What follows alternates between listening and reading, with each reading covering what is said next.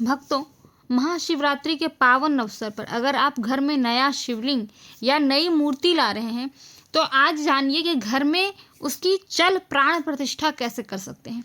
यानी ऐसी प्रतिष्ठा जिसमें पूजन हेतु भगवान को आवाहित किया जाता है और ज़रूरत पड़ने पर शिवलिंग या मूर्ति को स्नान के लिए स्थान परिवर्तन भी कर सकते हैं आप। उसी को चल प्रतिष्ठा कहते हैं। और यदि आपने अचल प्रतिष्ठा कर दी तो फिर आप उस मूर्ति को कभी भी हटा या हिला डुला नहीं सकते हैं। तो घर में जब भी किसी भी मूर्ति की प्राण प्रतिष्ठा कीजिए तो चल प्राण प्रतिष्ठा कीजिए, ताकि आप पूजा स्थल स्वच्छ करने में, भगवान का स्नान करने में, पूजन करने में उनको हिला डुला सकें या स्थान परिवर्तन कर सकें। सबसे पहले एक नियम याद रखिए कि नर्मदा जी से प्राप्त बाणलिंग यानी नर्मदेश्वर शिवलिंग और शालिग्राम स्वयंभू माने जाते हैं, यानी स्वयं प्रकट हुए हैं। इनमें अलग से प्राण प्रतिष्ठा की अनिवार्यता नहीं है, लेकिन धातु शिवलिंग, पारद शिवलिंग और पार्थिव शिवलिंग और ये जो पाषाण मूर्तियां होती हैं, इन सब के लिए यह मूर्ति बहुत उपयोगी है। तो सबसे पहले आप नई मूर्ति लाने के बाद क्या करेंगे, उसको 24 घंटे तक जल में डुबा कर रखेंगे। शुद्ध जल लीजिए, फिर उसमें गंगा जल और कच्चा दूध मिलाकर 24 घंटे उसमें डुबो कर रखिए।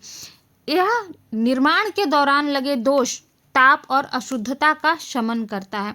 और मन में जो भी प्रक्रिया करते रहिएगा उसमें ओम नमः शिवाय का जप चलते रहना चाहिए। दूसरा है, जब आप 24 घंटा पूर्ण होने के बाद शिवलिंग को जल में से निकालेंगे तब आपको कम से कम 3 घंटे अनाज में आपको दबा कर रखना है।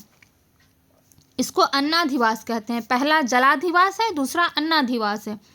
कुछ घंटे आप शिवलिंग को अन्न में दबा कर रखिए। यह विधि अग्नि पुराण में बताई गई है। इससे लिंग के स्वरूप में या मूर्ति के स्वरूप में सौम्यता और ऊर्जा आती है, मूर्ति पूजा योग्य बनती है। यह प्रक्रिया करते हुए भी आप ओम नमः शिवाय का जप करते रहिएगा। स्नान करके पूजा स्थान को स्वच्छ कर लीजिए। आसन पर शिवलिंग और मूर्ति को स्थापित कर दीजिए। अन्नाधिवास के कुछ घंटे बाद जब आप शिवलिंग को निकालेंगे उसके बाद की यह प्रक्रिया है। फिर दाहिना हाथ स्पर्श करते हुए श्रद्धा से आपको मंत्र बोलना है। आगच्छ देव देवेश तेजो राशे जगतपते क्रियमाणां मया पूजां गृहाण सुरसत्तम उमाकांताय नमः आवाहयामि सांब सदाशिवाय नमः आवाहयामि। और ऐसा बोलकर आप भगवान शिव पर, उस लिंग पर अक्षत और पुष्प अर्पित कर दीजिएगा। उसके बाद है स्थापना करना है आपको। तो साफ उच्चारण में भगवान से बोलिए कि आवाहितो भव, स्थापितो भव, सन्निहितो भव। आप पधार चुके हैं तो स्थापित होइए और यहीं सन्निहित रहिए।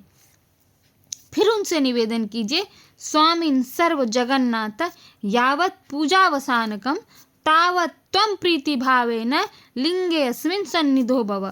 इसका अर्थ है कि हे स्वामी सर्व जगन्नाथ, आप जब तक मैं पूजा करूं तब तक आप प्रीति भाव से, प्रेम भाव से इस लिंग में स्थिर रहिए, स्थापित रहिए, सन्निधि में रहिए।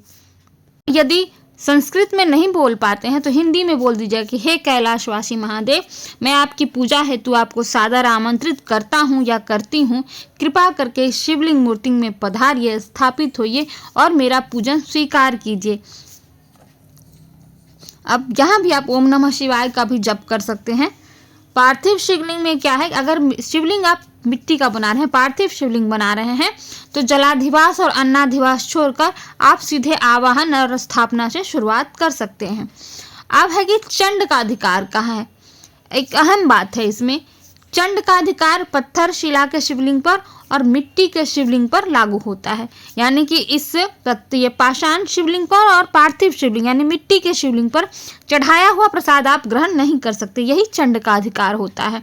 और नर्मदेश्वर पर और धातु के शिवलिंग पर चंड अधिकार नहीं लगता है, तो वहां पर चढ़ाया हुआ प्रसाद आप ग्रहण कर सकते हैं। इस कारण छोटे मार्बल शिवलिंग को घर में रखने की सलाह नहीं दी जाती है। आप घर में रखने के लिए सबसे अच्छा विकल्प है नर्मदेश्वर शिवलिंग या धातु शिवलिंग। धातु शिवलिंग यानी स्वर्ण का शिवलिंग, चांदी का शिवलिंग, स्फटिक का शिवलिंग, ये सब धातु शिवलिंग हो गए। तांबे का शिवलिंग, पीतल के शिवलिंग, तो ये सब आप घर में रख सकते हैं। लेकिन घर के लिए सबसे अच्छा विकल्प है कि आप नर्मदेश्वर शिवलिंग रखिए, स्वयंभू माने जाते हैं, पर प्राण प्रतिष्ठा की कोई आवश्यकता नहीं है। तो जलाधिवास से शुद्धि, अन्नाधिवास से सौम्यता और ऊर्जा आती है, और फिर चल प्राण प्रतिष्ठा से आपका जो शिव स्वरूप लिंग है वह पूजा के लिए जीवंत बन जाता है। तो याद रखिए, महाशिवरात्रि नई स्थापना के लिए सबसे शुभ अवसर है। तो इस महाशिवरात्रि अगर आपके मन में इच्छा है कि भगवान शिव के लिंग को आप अपने घर में लाएं, उन्हें स्थापित करें, तो ले आइए। नर्मदेश्वर शिवलिंग सबसे उत्तम है। उसके बाद आप धातु शिवलिंग भी ला सकते हैं। इस सरल विधि से आप चल प्राण प्रतिष्ठा की विधि कर सकते हैं। बाकी शिव पूजा का विधान मैंने पहले की वीडियो में दिया हुआ है। षोडशोपचार विधि से आप पूजन कर सकते हैं, पंचोपचार विधि से आप पूजन कर सकते हैं, और शिव के सभी स्तोत्रों का, सभी मंत्रों का अगर आपको ज्ञान है तो आप जाप कर सकते हैं। अन्यथा ओम नमः शिवाय मंत्र का जाप कर लीजिए, शिव चालीसा का पाठ कर लीजिए, और भक्ति भाव से भगवान शिव की आराधना कीजिए। भगवान शिव की कृपा आपको अवश्य होगी। वीडियो अच्छा लगे तो चैनल को सब्सक्राइब कीजिए। धन्यवाद।